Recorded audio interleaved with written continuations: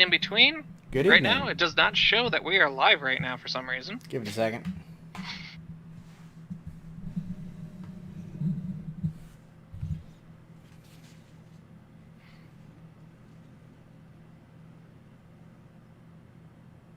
Yep, there we go. Okay, sorry about that live. little delay, everyone. But hello, everyone. We are, well, I mean, we never really left. But, you know, we did go ahead and take a brief break, at least from the podcast portion of it. But hello, for those who don't know, my name is Angel, and my amazing co-host. Hi there. David. This is David, Dr.Cyanide. So we're in totally different locations. So currently, David is in Afghanistan, and I'm in Antarctica.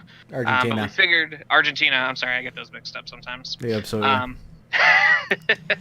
But anyways, we just figured, why not get in touch with you guys, give you a little bit of an update, go ahead and throw some interesting topics that we've been finding online recently, and have everyone just have a nice little listen on this beautiful, warm Saturday or Sunday, wherever, you know, part of the equinox that you're on. David, would you like to go ahead and, you know, let's go ahead and jump right into it? We'll go ahead and get into some stuff. So if you were just seeing the 30-second live stream that has been deleted from our channel about 10 minutes ago, turns out the idea we had was to live stream an auction and commentate on it, but YouTube and Facebook and everyone else didn't like that. So this is provisional to give you some content and also a little bit of an update that we would have shared on that live stream. So we're going to go ahead and go with that. Now, starting 2020, Desert Octane is getting a lot more organized. Our website is now up, which I will go ahead and see if I can get that up on the screen for y'all.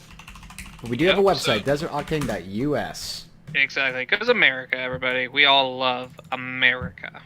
Here we go. So I feel like we should play the national anthem for our website song. Yeah.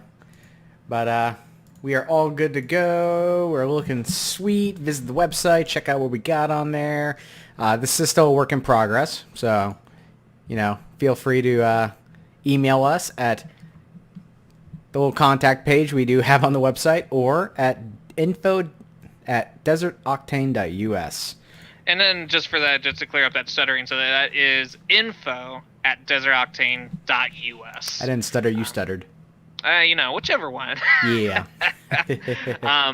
But yeah, this is a great little thing. Props to David. Thank you so much for getting this all together for us. We are definitely going to go ahead and try to push the website, get a lot more of our content on there. We are going to have sales available on there as well. We're in the process of going ahead and getting some shirts made. So those will be available soon. I do have some slaps. I don't know if it's on the website yet or not, but we will make sure that we can have some type of link on there. We are going to go ahead and start doing that. So all those who enjoy getting some custom slaps made, I do all the designs for them. If any of our other members do end up doing a design on there, they will be credited accordingly. But yeah, you're definitely helping out a very local cause. And I don't mean local as in like, you know, Spanish like we're crazy, even though a little bit of us are. But yeah, we definitely, you know, we all need a little extra cash here and there, and we love to give a little something back to y'all. So yeah, make sure to check that out as it comes forward. Absolutely. So, we're trying to stick to a nice little schedule on the video channel of a video a week, as you might have noticed over the last few weeks. We do have a lot in the pipeline, a lot that we're excited to show you, a good PC unboxing, automotive maintenance for different vehicles other than the Dodge Dart, cruise footage, a whole bunch of stuff. So be on the lookout for that. We're going to be aiming for every Saturday, and if there's been any delay or anything else like that, or any special release, just make sure you pay attention to either our website or our Instagram page, where a lot of this news will be shared. Yep, or our Facebook page as well. So almost any of our social media outlets will make sure to try to keep you guys in the loop as much as possible. With that being said, too, I do want to thank everybody who has, you know, I want to personally come out and say thank you very much for all the support and love that you've shared with us through 2019. And we hope that we can make 2020 even better than we did before. Because overall, why do something worse than you did before? Always aim to do better. Yeah, absolutely. So let's go ahead and jump into some stuff. We're going to be just doing a brief little look at how the club's doing. So, Angel, there's been a little bit of a hubbub about your car over the last few weeks. So you want to go ahead and dive into the story and give us the resolution we've all been looking forward to? Yep. All right. So the year is 1991. It's a cold December day on the 20th, 5 days before Christmas. My mother's in labor. Abe Lincoln shows up. I am born. Fast forward. Dodge Dart. I have to go to work. It's raining. I should have turned back. All the signs said turn back. Literally, there was a sign that said turn back. But I didn't. And I had to lock my motor. So the car was down. I'm going to stop being as dramatic as I'm being. I can get a picture of the car up on the screen, too. Yeah, so for anyone who's been paying attention on there with the videos, posts, and all that, so car, unfortunately, the front end of it was submerged into water. Car did hydrolock. Went about a good little over 2 months working with insurance, making sure that the motor was good. I was super happy, and then 2 weeks after driving the car, the transmission went out. And that's bad news bears. Yep. That is super bad news bears, and insurance was not willing to help out. I figured it was something water related, just seemed too close to say like, oh yeah, your transmission just went out. But I had my words, and at the end of the day, I can only move forward, and I can't rest while they're just collecting all the money. So, with some definitely some great help from Melissa, and working with an awesome shop, Barney's Auto Services, was able to accept the Dart and get everything done super fast, just in time, because tomorrow is Future Classic Car Show out in Scottsdale, Arizona. This is the 5th annual meet, and we got a little bit of a taste of what we are expecting to see earlier today when we went to the pre-meet to go ahead and get our registration early. Because as much as Desert Octane loved sitting in their car for a good 2.5 hours, we want to skip that line and just drive right past everyone that didn't end up going to that meet. But yeah, definitely that's going to be something to come out. But that's one of the big things I'm so happy with, that I finally have my car back. There are still a couple of things I need to knock out with it before it's back to where it was originally. And just like what I said earlier, I'm not going to keep it the same. We're going to go ahead and move farther with it, better it. We're going to go ahead and tune it. We're going to go ahead and say some track use. We're going to try to do all of that this year. So, definitely be on the lookout. And thank you for everyone who's been reaching out. Those who have supported by, donating their money toward the funds. That's where we're at, man. That freaking Dart just set me back. And I'll tell you one thing, it was like 4 months, at least involving the car portion of it, just a bad dream. But I finally woke up and everything's all good in the neighborhood again. Yeah, ideally. Yeah. So yeah, go on. It's good to hear that. We are going to be doing a lot more stuff with the car community. You're going to be seeing the Dart, as well as our good friend, Homeless Ninja Anthony Rubio's Subaru WRX at a lot of meets, as well as the Volkswagen GTI for Lucy MK5, which currently I'm driving now, and also my 1966 Galaxy. So be on the lookout for all those cars, and they're probably going to be making a lot bigger of a appearance on the channel as well, so you'll get to learn a lot more about those cars just as intimately as you've learned about the Dart. Yeah, with that being said, 2019 was definitely the year of the Dart. But yeah, we're definitely aiming for a little bit more variety on there. We want to deliver to you guys as much information as possible, because most people that are watching this, they're car enthusiasts just like us, and in the things that we're doing, we do the same thing that you guys do. We look it up on YouTube. We look it up on the forum sites.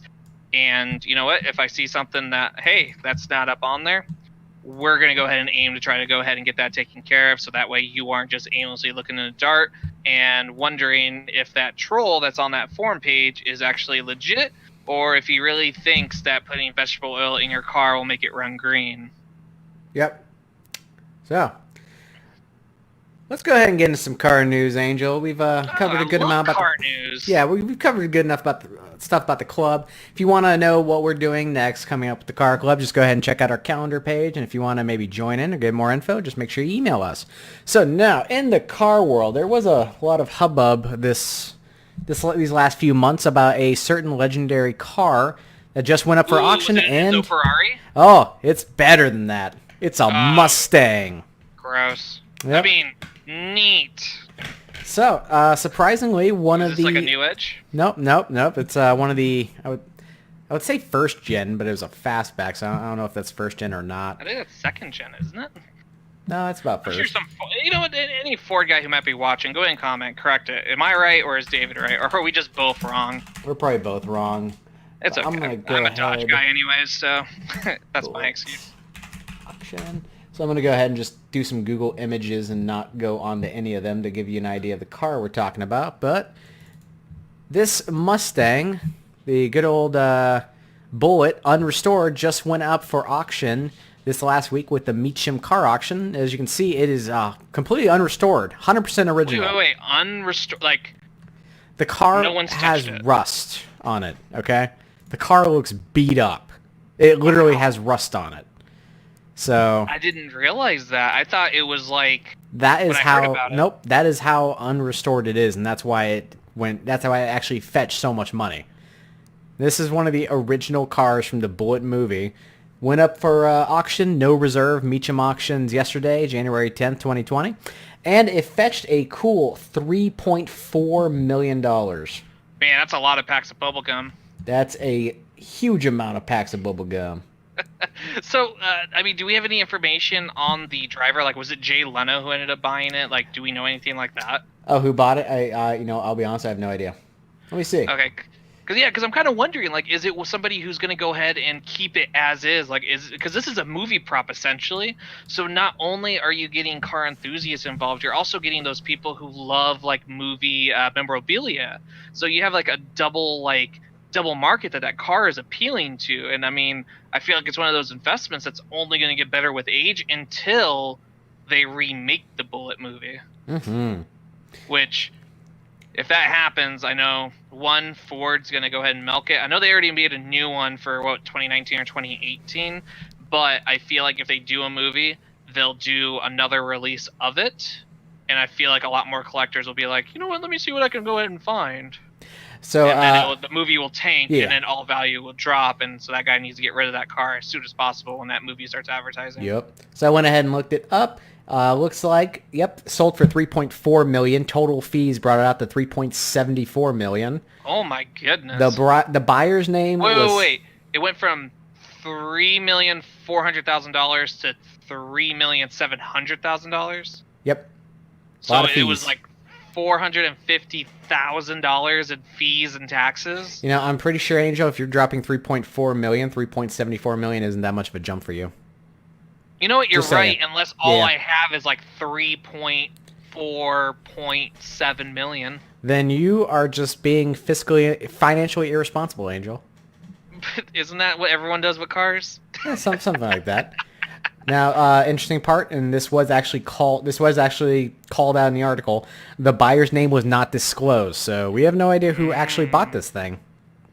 Yeah. I wonder, because the only name I can think of whose car collection stands out amongst everyone else and who has the money to just throw right at it, I'm saying Jay Leno. I'm betting you maybe he had somebody go and buy it. Like, he gave them the money and was like, go buy this. And then watch him do it as a premiere on his show. Watch the ratings go through the roof. If that show's still airing, I don't know. I don't watch television myself personally. But wouldn't that just be best in marketing to go ahead and be all like, did I just buy? Like, literally, like, hint at it. Be like, well, I visited this auction. What was it? Meachams, you said? Meachams. There's a ch in it. Oh, Meachams. Yep, there you go. Watch the commercial. Be like, I went to Meachams and I bought a one-of-a-kind car for $3.4 million, but not even show the car. Literally run that commercial for the next, like, 2 months and then drop the episode. Watch the ratings go through the roof and find out Jay Leno bought that car. Yeah, I'm pretty sure with that specific of a number, people would know what it was immediately. But maybe he does a teaser and be like, I bought this Pinto. You're just really reaching. You're just reaching now, bro. I am. Yeah. It's my marketing side. That's okay. I understand. So what do you think this buyer is going to go ahead and do with this car? Like, he just dropped $3.75 million on it. Do you think he's going to daily it? Like, does it run? Yeah, it does run. According to history, the car's clutch gave out in 1980, and it's been sitting in a garage ever since. The original owner who bought the car, it looks like back in 1974, he died in 2014, and his son in 2018 decided to get the car in driving shape again, and that's when he decided to go ahead and put it up for auction. And the car's actually never been lost. It's just kept a low profile because according to this article, which is from sfgate.com, it's looking like that Steve McQueen himself actually tried to buy the car back from the owner twice, which the owner, Robert Kiernan, he just wasn't interested in selling it. So Steve McQueen, obviously, he's passed away. And Robert Kiernan died in 2014. And his son, Sean, decided to just, get it up for auction, get it out of the house. I always wonder in those situations because, I imagine it, in my own, perspective is, if I had a car that, was my dad's, and it was something that meant a lot to him, especially just not only with owning it for so long, but just the pedigree of what that car is and what it's done. I wonder how hard of a decision that was, or if he didn't have the best relationship with his dad and was like, all right, I'm just gonna get rid of it. I think I was reading just a few weeks ago before the auction actually went up. The Sean Kiernan, he didn't really have that much of a problem putting the car up for auction because the reason he gave was he just wanted it out of the garage to make room for other cars. That's literally it. Maybe he hated his dad. I don't know, but Or maybe he hated Ford. I mean, I know some people. You can have I'll use Ford as the example. You can have a Ford made out of gold, and you'll have a Dodge or Chevy guy who just is like, no, I hate Fords. Literally be like, I just wanted to get rid of it. Wouldn't surprise me. Okay, well, interesting. Yeah. So, gonna toss the ball back to you, Angel. What do you got in car news? Alrighty, well, I'm going to go ahead and start off with something I found really interesting. So I was surfing around, and credit goes to Car and Driver. Definitely check them out. They have some awesome, interesting articles. So I believe everyone saw the Cybertruck reveal. Tesla came out. It's like a vehicle straight out of Halo, all electric. I believe just a couple of weeks ago, it out-towed a F-150, literally just did a tug-of-war and just stomped the ground with it, which with an electric motor, I mean, you're going to have immediate torque, so, I mean, all you need is good tires, and you're good to go. This is what's interesting, though, and GM really loves to roll the dice with this kind of stuff, but when they do, a lot of the times they don't usually... they don't get that sweet 7. They brick, whatever you want to call it. But we'll see what they do with this one. So on Car and Driver, I read that apparently Hummer, which if you guys don't remember, I think it was early 2000s is when the Hummer came out. Arnold Schwarzenegger, I know, was a big push for that. We ended up getting the H1, we got the H2, and then we got the H3, and I think the H3 truck. Now, apparently this is just rumored right now, but apparently there's some unnamed sources saying that Hummer's coming back. However, it's going to be branded as a GMC. Here's the kicker, and here's the reason why I mentioned Cybertruck a little earlier. GMC is aiming for releasing an all-electric pickup, which I will say between Dodge, Ford, and Chevy or GM, whatever you want to call it. Chevy, I feel has been the one to really just stick with trying to do an electric car. We had the Chevy Volt, we had the Chevy Bolt, and then we also, I believe, had the Chevy Spark. But here we go, having GM aiming to go and try to make it an all-electric truck. The real, I guess, what I want to see is, one, how much capacity are we looking at? Because they didn't make a high-performance electric car. Tesla's been messing with this for quite some time. and they've made some incredible cars without making them look too obnoxious. The Cybertruck, I'll openly admit it looks a little obnoxious, but at the same time, I absolutely love it just for what it is and how much of a marketing master Elon Musk is, because that car blew up amongst memes. It was trending so long, and everyone's still talking about it, even though they hate it. It's the old saying, even bad publicity is still good publicity. Screw that. Well, I don't think Elon's too worried about some kid on Reddit talking smack about his Cybertruck, considering, I think, what was it, two days later, he already had, I think, close to like 1,100 reserves on it, which a car that's like $40,000 starting. I'm not a mathematician or a financial advisor, but I'm being told that that's a good chunk of change. I'm just gonna be honest, dude. It looks ugly as sin. Don't get me wrong, it does look ugly. As sin. But at the same time, what other... I don't know. I could be mistaken. Anyone can correct me if they'd like. I am not aware of any other all-electric trucks whatsoever. I've seen the Tahoe hybrid, which I thought that was an oxymoron. You get a tax break for driving a hybrid, but you also get a tax fee for driving a gas guzzler. Who knows? Do they zero themselves out? Do you get double whammied? Where does it lie on there? You're saying like you don't know of any other company that makes an all-electric truck? Correct. Rivian. They don't count. Yeah, they do. They're American. Are they really? Yeah. I think. What? I've never heard of them. I think. Is that the one with the diamond logo? Yeah. No, David, they don't have those in the States. They have them in Mexico. That's the closest one that would have it. Oh, then looks like Mexico's ahead of the curve. Just saying. Maybe. But this is what's going to be interesting, is to see what GM comes out. One is a design, because if they can make a good-looking truck be all-electric, it could be beneficial. But the real question is, one, we're going to be dealing with a first generation of a completely new platform. We all know how Chevy loves to give them recalls. Yeah. So there's not a lot that they can recall on this one, so we're probably going to get a lot of recalls on that battery from people actually utilizing these trucks for their full capacities, not just as their Sunday drivers. So I'm really interested to go ahead and see what's to come with GM. Are Dodge and Ford going to follow in those same footsteps? Are we going to see companies utilizing more diesel than anything else? Because I feel like that's an untapped market on that side, to utilize a very fuel efficient but a high power output out of like a V6 turbo diesel motor. I feel like that's one thing these American brands could utilize, considering how big the diesel market is, because around the world, besides Australia, no one else is really buying trucks. Like, everyone's really close quarters. We're the only ones truly that are interested and have a market for big trucks like this. What a time we live in, where people might actually very soon be cross-shopping between a Mustang and a Hummer. I never thought I'd see the day. Yeah.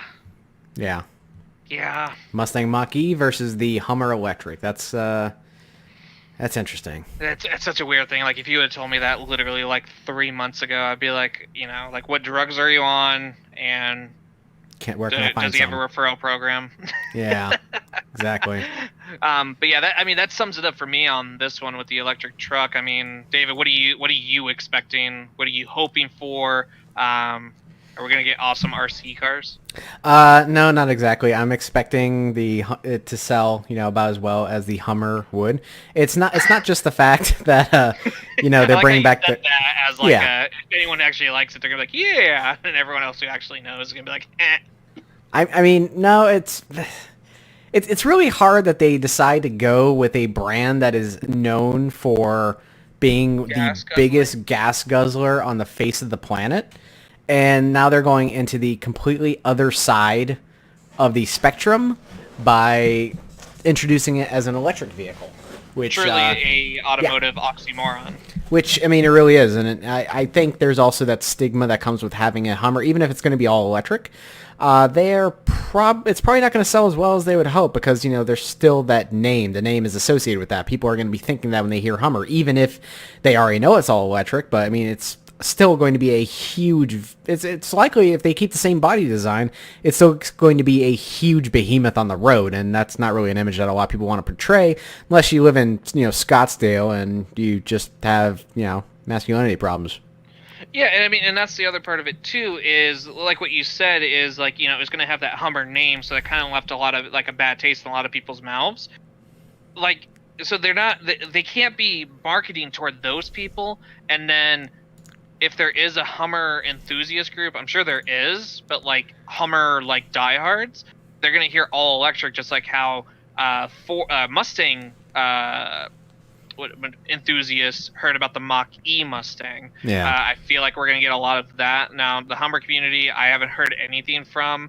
I mean, I hardly see them on the road as it is. I mean, you can see them at like government auctions and all that, but you can only use them as like farm equipment. Yeah.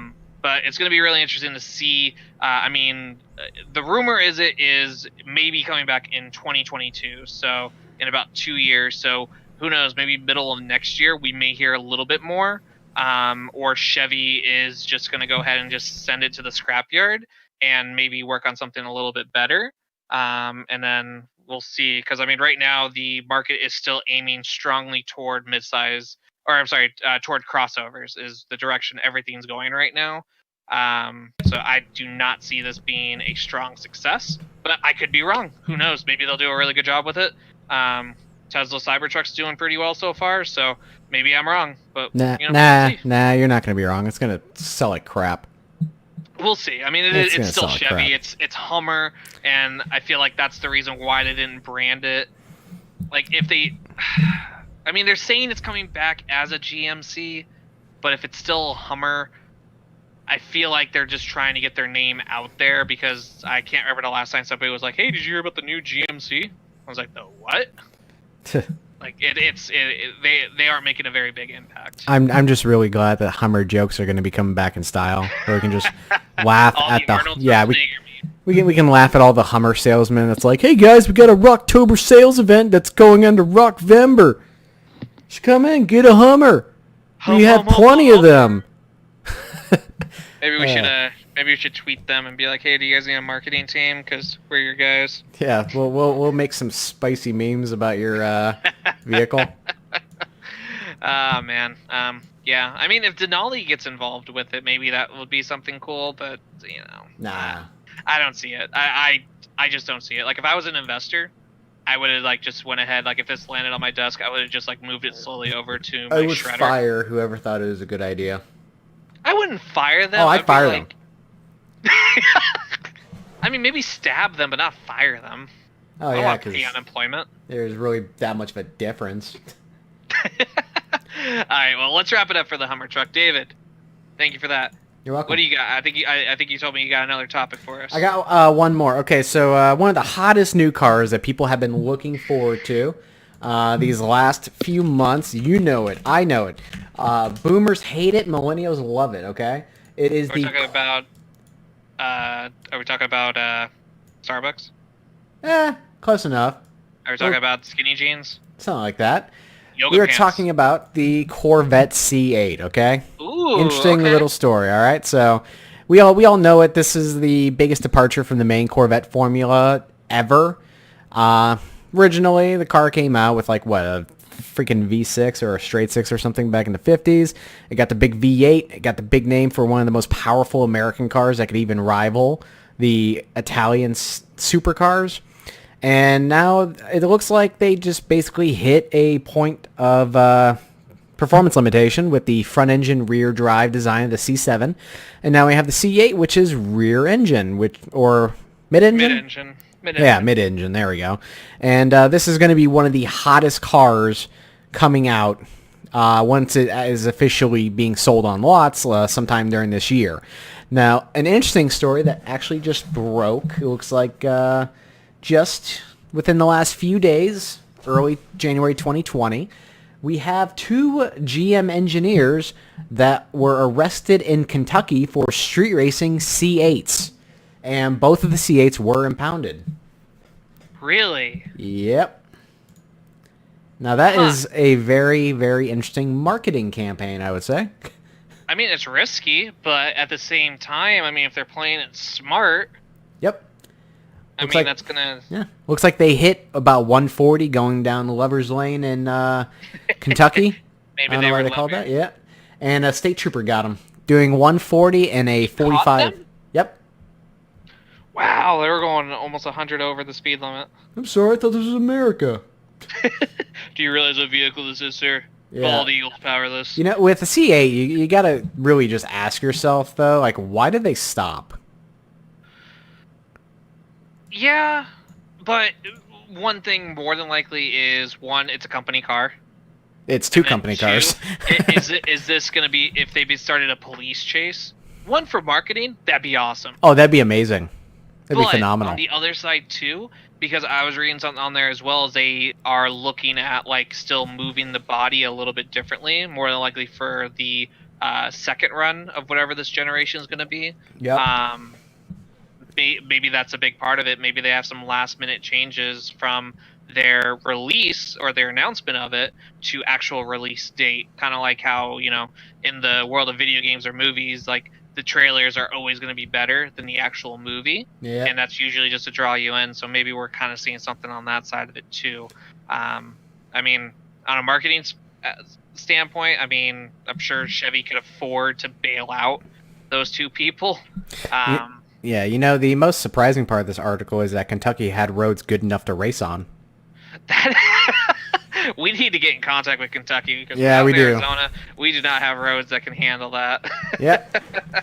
So yeah, that's the interesting story. I mean, it seems like once the Corvette comes out, it's definitely going to be a hell of a hot car. However, we do have to remember that the average buyer or age of a Corvette buyer is 59 years old, which is smack dab in boomer territory.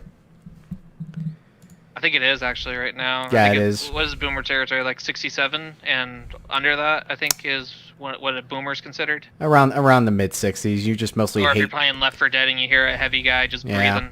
Which I think with the move to mid-engine too, that's just going to put a lot of them off, and they're not going to buy it. So.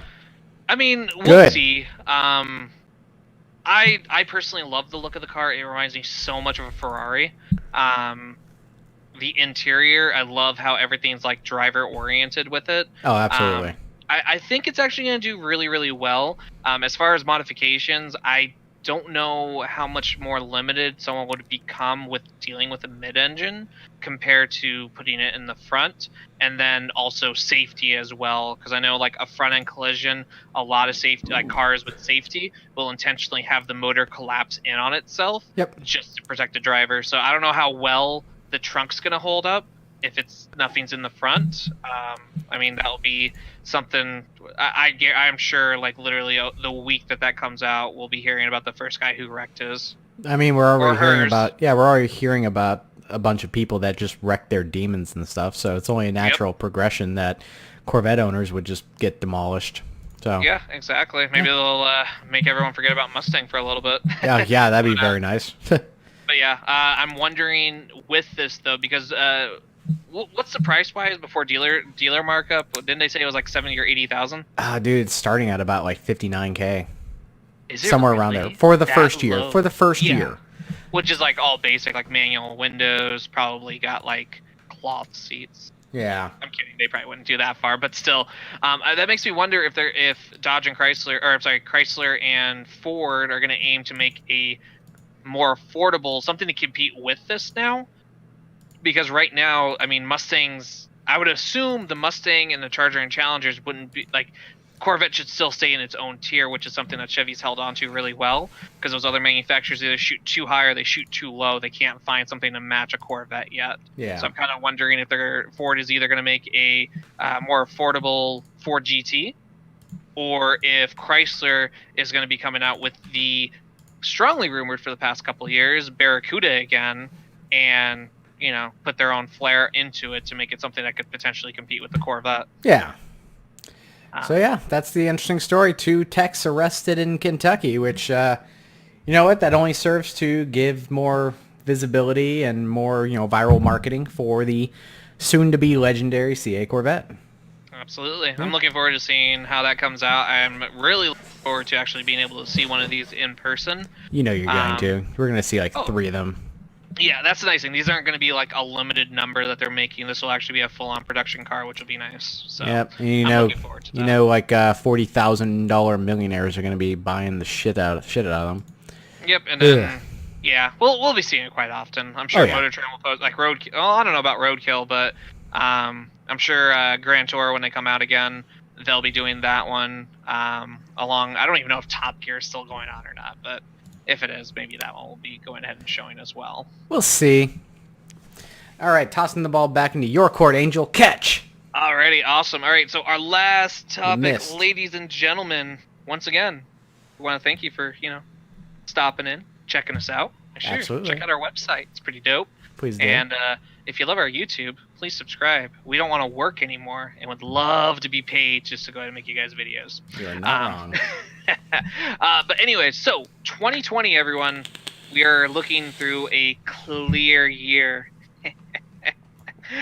Anyways, something that might not be too clear to a lot of people, and this is one of my favorite things always to look into, is finding out what cars have been killed off as far as their models. This was something very interesting. Once again, from Car and Driver. Go ahead and check them out if you'd like. But they went ahead and posted an article going ahead and telling us about a lot of cars that will not be in production anymore. I'm not going to go through all of them, but I'm going to go ahead and go through a couple of them that I feel like will stand out the most to me. And I feel like other ones that, or for other people as well that would go ahead and benefit from knowing this, or kind of be like, dang, they really got rid of that one. So the first car, now, when you're driving down the street and you pass a church and there's a big car that just shows up and it has a convertible top for some reason. What are you talking about? Right, no one knows what car this is. What kind of car is that? Dude, we are looking at a Buick Cascada. This is a very weird car. Cascada. So it's a 2-door coupe. It's a soft top. And I feel like the only people I've ever seen buy this have to be over the age of 65 to be able to own it. Yeah, dude, that's what this is, the freaking fattest car I've ever seen. It is. It is fat and thin at the same time. It reminds me so much of there's a Nissan crossover that does this too. I can't remember what it's called. I know which one you're talking about.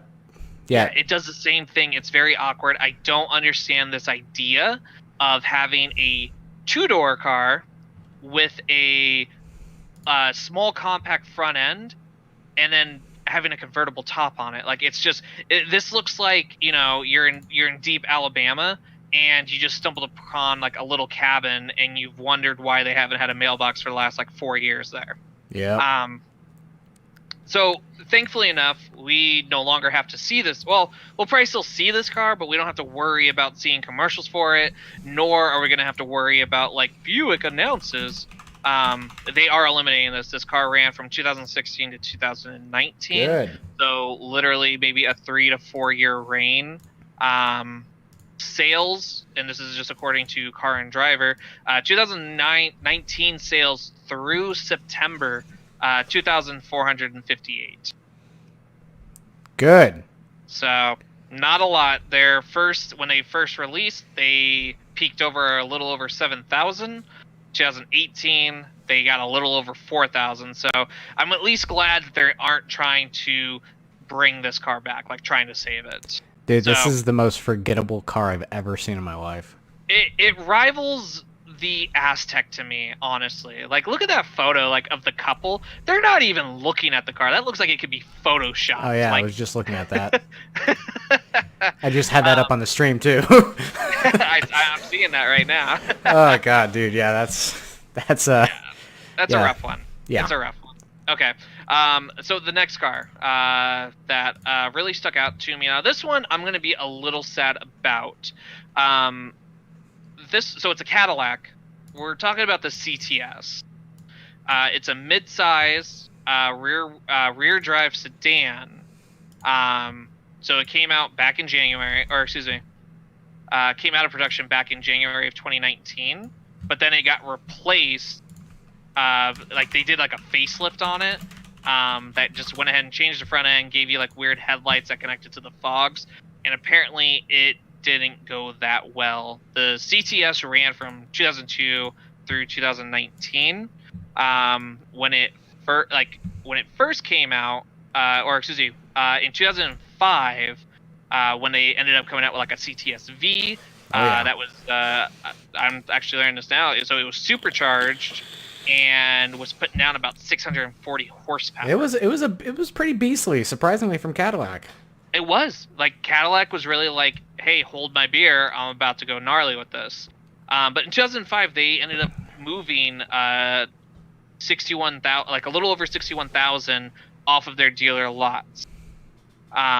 Which is a good impact. That's definitely great with sales, because I think a CTS was averaging about like 65 to 80,000 on the high for pricing when it first came out. So I mean, you moved 61,000 of them. I would call that a very big success. Oh yeah. Now fast forward some. 2019 sales through September, 5,999. Dang. Not a lot. Do you happen to know if this cancellation also includes the CTS coupe? That's what the article does not explain, because I'm wondering if the coupe, I know the wagon I think they stopped doing, but I don't think with their facelift that they did, I don't believe they came out with a coupe or a wagon. I think they only stuck with a mid-size 4-door. Dang. So, yeah, that part, I'm really sad with. I mean, if Cadillac could bring back the XLR, I'd be so happy. Like, if they got rid of this just to bring back the XLR, I'd be totally happy. Why would you be happy about that, dude? The XLR wasn't even that good. What? The XLR was amazing, dude. Dude, the XLR just used a Northstar V8. You know what? Have you seen how it looks? You ever heard of an LS, bro? Bro. Have you seen the XLR? Yeah, I've seen the XLR, and I'm going to put it up on the screen so all of our viewers can see. Style. It's basically Cadillac's attempt at a Corvette. Isn't Cadillac Chevy? No, it's GM. Basically, okay, with the XLR, Cadillac just wanted to get in on that Corvette money, so they're like, oh, what are the people buying? Oh, they really like Corvettes. Oh, well, we can't have a Corvette motor in our Cadillac Corvette. Let's put in the Northstar V8. But that's what they should do, though, is they can roll with the old Corvette chassis that they still have the patent for, and just put the XLR logo and give it a Cadillac badge. Angel, that's so dumb. This would appeal to those Corvette owners who are upset about a mid-engine and still go ahead and make those sales. I'm just glad that they killed the XLR. That was the most boring car ever. Really? What about the Aztec? Okay, the Aztec had a starring role in a popular TV series, okay? Yeah, the XLR at this point is pretty much... The PT Cruiser was a big one, too, in the office, but, no one's saying, man, I really want a PT Cruiser now. Yeah, no one... yeah, but, okay, the XLR at this point right now, okay, it's pretty much just a hand-me-down second owner car that is driven by strip club partners. There's people who bought into a strip club, and they smell of really bad cologne and cigarettes. That's the XLR. No, that's a very unique smell. It's very unique. I mean, dude, the pictures I have of the XLR, I can just smell the cigarettes. See, I mean, me being me, I like it. It's different. I like the boxiness. And actually, looking at that angle of that red one, I see a lot of Camaro characteristics. Am I secretly liking Camaros? You probably do secretly like Camaros. I don't know. Huh? We're moving forward. Yeah, let's move. Let's go back. So okay. Let's get back to the CTS. No. Well, that wraps it up for the CTS. Okay, yeah, CTS. I always had respect for the CTS. Let me get my part out of the way for that. I always had respect for the CTS. I thought it was a nice car. Surprising from Cadillac, I liked it. I mean, I probably wouldn't drop the money to get a new one because it's just not something I'm interested in. However, I could definitely respect that. We have a car brand that is known for extreme luxury, an American car brand, and then they just drop in a huge performance motor that can actually keep up with the actual performance cars. I always respected that, and yeah, it's a little disappointing that GM's deciding to do away with it, which the CTS is a pretty good icon. Next car, Angel. Absolutely. Next car, okay, GM. again. Uh-oh. So this one, okay, with all due respect, this car has been Is it what I the think it is? same with different names. Oh, Been the same. I don't know if you know what I'm talking about or not. I know exactly what you're talking about. We're gonna go ahead and start this as so it started as an Aveo, and then I think there was actually one before that. I don't know GM that well, guys. Well, anyways, let's just get straight to it. The Chevy Cruze, ladies and gentlemen, will be officially dead this year. This is a car. This is a car. I mean, they made a hatch. How did they lose? They got real people for their commercials that Real were people, not paid actors. Oh my goodness, is this a Jaguar? It looks like a BMW. Oh my goodness, hey, guys! If you haven't seen those horrible commercials of their dumb made-up award from, I don't even remember who, It was JD Power. You're thinking JG Wentworth. They're made-up award, ladies and gentlemen. Like, just remember, if a car company has to make up an award to give to itself, it's kind of like a lion licking his balls. That's too late. Well, I mean, in fairness, all of the automakers pretty much just buy into the thing. It's just that GM pays the money to win it all the time. Yeah, because I'm sorry, I could care less. Like, if they're the ones saying this is the best car, I don't want to do anything that they're recommending. But yeah, this car is finally done and over with. Sales, they did do really great. So the Chevy Cruze, it came out in, we had 2 different trims in the lifetime of the Chevy Cruze with powertrain. Actually, I think it was 3. I believe we had the LT2 or RS that came with a 1.6 liter turbocharged motor. Definitely competed really well with those midsize or like those sport compact cars, but being a manual, i.e., me, for instance, a Dart. This competed very well with the Dodge Dart. This one, though, one of the big things that I loved but I hated is they did actually make a 4-cylinder turbo diesel of this vehicle. However, nobody was going to drop $65,000 on a Chevy Cruze. Yep. No one. No one. No one. I'll go get a Volkswagen. Like, those have 4 cylinders that are turbo dieseled that don't have as many recalls. Maybe they'll lie to the EPA, but you know what? At least my car's still running. But just kind of give a little bit of metrics on here. So it looks like back in 2014, Chevy sold 273,000 Chevy Cruze. Hence why we see so many of them. Oh yeah. And it concerns me to know that a car, we're sitting in 2020 right now, a car that's less than 10 years old looks like a car that's been beaten around the bush more than like my ex-girlfriend. Like it baffles me. Like, I have a 2013 Dodge Dart, and if it's clean, it still looks relatively new. A Chevy Cruze, if you're comparing a 2013 one, I'm sorry, I don't know if it's the body style, if they use cheap paint, or if it's just the market of people who bought the vehicle just don't really care about their cars. Which, for being that cheap, I can understand as just a regular commute from point A to point B. But speaking to somebody as myself, I would prefer to take pride in the vehicle that I'm driving. I want to make sure it's clean. I want to make sure it's kept upright. And I just want to make sure that it's not going to go ahead and fail on me later on. But looking at the numbers, so 2014, we were looking at 273,000 of them sold.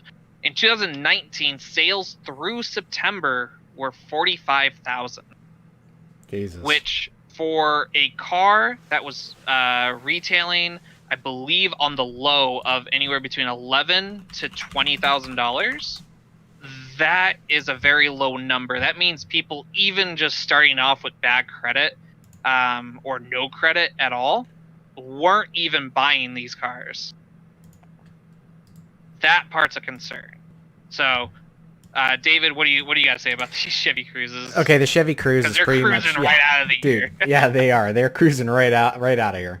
The Chevy Cruze is another example. It's basically the number one problem that GM has with their I would say, what would you say they are? Like mid-size, compact, subcompact, with their I would small say cars. compact or Yeah, subcompact. Yeah. it's the same issue that a lot of the other American automakers have with their smaller cars, that they're trying to find something that can have steady sales figures to take on the Honda Civic and Toyota Camry or Corolla, whichever one's the cheaper one.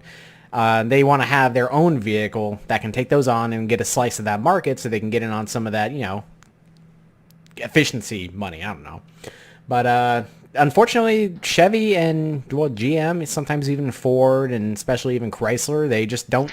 They don't let the car survive long enough to get that mind share, I would say, of the market, so it becomes a household name.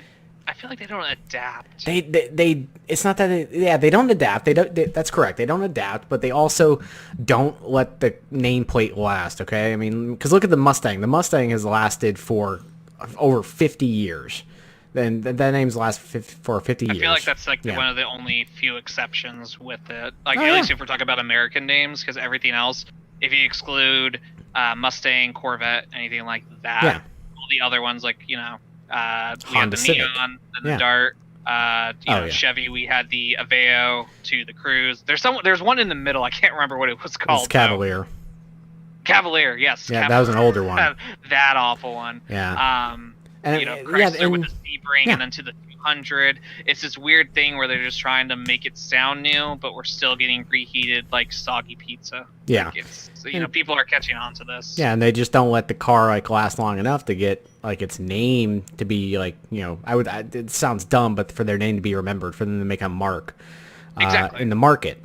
And Chevy just I'm calling it right now. They're gonna unveil the next leading model in best in class, best in show, freaking compact car. They're gonna unveil that within the next 12 months, and it's going to be the same song and dance. They're gonna have a small motor, probably maybe turbocharged, making 110 horses. It's gonna be the cheap entry level model, blah blah. But there's an RS model that just has better styling. It's going to be what it is, and they're going to cancel it after just a few years. Exactly. And here's one of the big things, and I learned this because I'm in that market. Like, before my Dart, I had the Avenger. Once again, a mid-sized sedan that didn't have a lot of support because it didn't last very long. And that was one of the biggest drawbacks, is when I'm in these forum pages and all that, people wanted that aftermarket support. And that's the downside, is when you have these cars that you're not adapting with, that you're just like, oh, that didn't work, so we're just going to scrap it and start completely from scratch. You have those people who, either didn't have the best credit, didn't have the most money in these cars, and I'm just talking about it from a car enthusiast viewpoint, is now they have this car where it's like, oh yeah, it's relatively new, and then they finally start getting, they save their pennies, and they're like, okay, I want to actually do something, and no aftermarket company wanted to invest into it, because especially for little cars like Chevy, the most you're going to get is an intake. Yeah. And that's it. That's a downside. If you look at cars that have lasted so long, look at Subaru, that Boxer motor, they've stuck with it because it works. For the STIs, the EJ20 or whatever, Scion, they use the Boxer motor so much. I'm not calling it a revolutionary, but something's working there because they haven't changed it. Yeah, that's kind of the problem, dude. But people are still buying it. Yeah, it's no LS. There's no Subarus on this list. Yeah. Oh yeah, well, of course not. Subaru's actually selling. Fair. All right, let's let the Chevy Cruze die. Let's let this topic on the Chevy Cruze die, just like how it's going to die this year. Yeah, pretty much. What's next? I got two more cars. Right. So one of them, I'm just going to say it. We don't have to get into this one. The Chevy Volt. They're a little electric car. I don't know if they're planning to take this motor and put it into that Hummer that we talked about. This car, I feel like the first generation of it kind of looked like a Prius, but if a Prius was made by a man. I actually really liked how these ones looked. The second generation, I feel like they lost their spunk and started looking like a Chevy Cruze. And that's where I feel like the cancer from the Cruze name hit the Volt, and now we do no longer have an efficient electric car. Do you know that the Volt was it was all electric or what? It was a hybrid. It was like a Prius, so it was gas and electric. And if I remember correctly, using both components on a full charge and a full tank, people, I believe, well, in a perfect environment, people were getting about 98 miles per gallon, which is damn right impressive. Actually, wasn't too bad. Yeah. All right. No, So we'll go ahead and kill that. On that one real quick. Yeah, that one's dead. Okay, we're gonna talk about Ford now. I hope you're ready, David. I think I know what it is. This one, it threw me as a surprise, but then again, Ford's actually having 3 cars die this year. The first one is the Ford Fiesta, which throws me really hard for a loop because I know they canceled the ST last year, I believe, correct? Focus. Yeah. The ST, yeah. Yeah, the Focus. So I was all like, okay, so they're probably going to go ahead and just maintain this small car for that market, but apparently this year they're saying no. So the Ford Fiesta, it looks like I didn't even know this part of it. So I guess its first generation actually was in Europe back in 1976 and didn't make it into the States until 1978. They stopped production on them in 1980, and then it came back in 2011 as the Fiesta that we know as of today, with also going ahead and getting that ST performance package as well. I thought these cars were really cool. I know there's one of my followers on Instagram that I followed that she actually tracks her Fiesta, which threw me for a loop because I was like, oh my goodness, you actually put money into your car and you're not just having it as a, hey, look what I did. You're actually showing what you can do with that car, which man, woman, dog, transvestite, whatever you want to call it, if someone's doing that, hey, you got my interest in your hobby of what you're doing with that vehicle now. Yeah, I mean, I personally don't like that this is going. Looking at numbers, it looks like we don't have one like production number of a good year on here due to the article. But it looks like sales back in 2019 through September was a little under 53,000, which once again, a car that's selling between 8 to I think it was like 17 or 18,000. Yeah, that's a very low number. If you're selling it at such a low price, you're losing money at that point. Yeah. Which, it looks like Ford's going into the market. Ford is saying that the market is going into direction for crossovers. So really, they're just killing all their small cars, which I'm pretty sure a lot of the other automakers are either they're following that now, or they're going to be following that soon in the future. But the market is now crossovers. It was SUVs about, I would say 10 years ago or so. Now it's crossovers. Well, that leads into the next Ford that's actually going out as well, which I thought, one, that this car actually looked very classy. Some of the paint jobs, I mean, it was a two-tone. It was good for the family. I believe it did actually come with an EcoBoost motor, so it was actually like a pretty decent, like a little fun car to have. Yeah. But they're chopping this one. It's the Ford Flex. Ooh. I was very surprised with this. I figured, okay, they're going to go more crossover, but I guess this isn't the idea of a crossover that they want to continue with Ford, at least for the time being. Yeah. The Ford Flex, they give it as literally a modern day station wagon is what I imagine it as. Yeah. To the point of even the side door panels having those ridges or those little canals in there to look like wood trim. I thought it was a really classy looking car. Some colors did not mix well that Ford released with it, that I thought kind of make it look tacky. I feel like most of the two-tone ones that they did I was not very fond of, but overall the car looked nice, had a decent amount of performance. But looking over it, it looks like 2019 sales through September, they only got 18,000, and Oof. This car, I believe, retailed for, I think it started at like high 20s to like high 30s. I think it was around that ballpark. Yeah. But yeah, I hate seeing this one go. I'd love to have this car continue production because I love seeing these I was gonna call it a truck, these station wagons. I mean, they might as well be like trucks. They did kind of look a little bit like trucks. A little bit with that front end, yeah. Yeah. Yeah. I mean, how'd you feel about these ones? I thought it was a niche car. I mean, if they didn't make so many units, it would probably be like a decent car. To be honest, I didn't really understand what kind of market this served because it's not a truck. It's doesn't have the styling of a crossover. It's too big to be a sedan. I mean, you could probably say this. It'll be an SUV. Yeah, you could say it was like a compact SUV. I would say it was a very interesting vehicle. I would have loved to have been able to drive one before it was all canceled and everything. I mean, I'll probably get a chance to drive it in the future, but it's a car that I am sad to see it go. There could have been more that could have been done with it, but yeah, I mean, I don't have really strong opinions about it one way or the other. Not as much as I do with the next car you're going to be talking about. Ah, so you're already ahead of me, sir. So I already know what you're looking at. This one I'm sad about because I got to see one of these cars at the drag strips. It was great to see. The guy kept it stock, which, you know, within itself, you know, you're seeing a car just directly from Ford, and you're seeing the performance style of it, and it's just it just, you know, it enveloped me. It really like caught my interest, and still to this day, like it's still one of my favorite cars that I would totally love to get behind the wheel on. I'm talking about the Ford Taurus. This is a full-size sedan. It came in, I believe, 2 different trims. It came in a front-wheel drive 4-cylinder, which it had some pickup and go. I can't remember the liters of it. I'm assuming it was the same one as like how the Focus was. I think it was like a 2.0 or 2 yeah, it something. wasn't that much.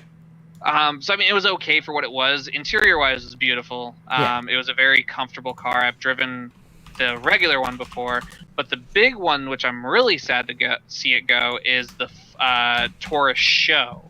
Which, for those who don't know, this is a beautiful piece of just automotive engineering. So we're looking at a full-size sedan, all-wheel drive, V6, twin turbos. This car, that's just characteristics of just so many things. The only thing it was missing was a manual transmission, and you know, it maybe it could have gave STI a better run for its money. Oh yeah. Maybe people would have been a little bit more interested in going after that, because you're getting a bigger motor, you get an extra turbo, and you get more legroom. Mm-hmm. Like, what else could you be asking for? Like a little sticker that tells you what like life events you've had before, because apparently you can't remember unless you look at the tailgate of your vehicle. Sorry, Subaru. But yeah, this is one of the big cars I hate to see go. It looks like back in 2019 through September, their sales were a little under 12,500, which it looks like they sold back in 1992, which was the weird pill body. Wow, people must have loved them back in 92 because they sold 409,000 of these. Yep. That's a lot. Yeah. I am really sad to see that go too, because I like to think of it as Ford's version of Chrysler's 300, even though they did have like a little bit of a difference with the drive configuration. But it was a comfortable car. It was meant to be, I would say, one of the standard family cars you could buy. Full size, comfortable, good economy. If you wanted to get a little bit hotter, then you can get the SHO variant of it.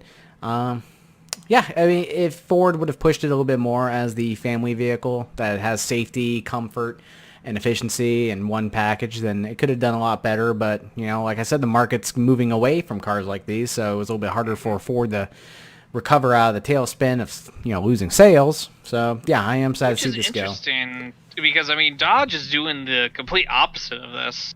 Oh, yeah. They're like, how much more power can I keep putting into my cars? Yeah, that's because that's the only thing people are buying. Yeah, well, I mean, I thought, yeah, that's very true. I mean, I think that's where Dodge is very, like, staying very stuck to is, we want to put as much power as we can, while Ford and Chevy are just like, hey, we just want to try to help save the environment. Yeah. And no, not because the government's making us do it. You should Google that, everybody. That's a fun article on there for those guys who are all like, Ford never took a bailout. Google it. You'll find some very interesting news on that one. Off topic. Yep, that's why I'm just leaving it there. All right, so that's for the Ford Taurus. The last car, a very iconic car. I don't even know which one this is. this one threw me for a big loop. I'm a little sad that it's going. The Volkswagen Beetle. Ooh. I felt like this car, especially for their facelift, when they left that weird, and this isn't to be sexist or anything like that, but literally you could buy the car and it would have sunflower taillights. Like, it was definitely directed toward that market. Yep. But they fixed it. They fixed that part of it. Like, it felt like it was a blend of the old traditional, like, think Herbie Beetles, Yeah. and then that one that came out in the mid 2000s, put it together and gave us that. The Volkswagen Beetle, I believe it came in 3 different trims. It came with like a naturally aspirated front wheel drive motor. We got I believe it was like a performance one. It was a turbo one that used regular fuel, and then they had a turbo diesel one as well. Yep. I believe all of those did come with manual that had an option for manual transmissions. I personally love these cars. I was actually really considering wanting to get one of these a while ago.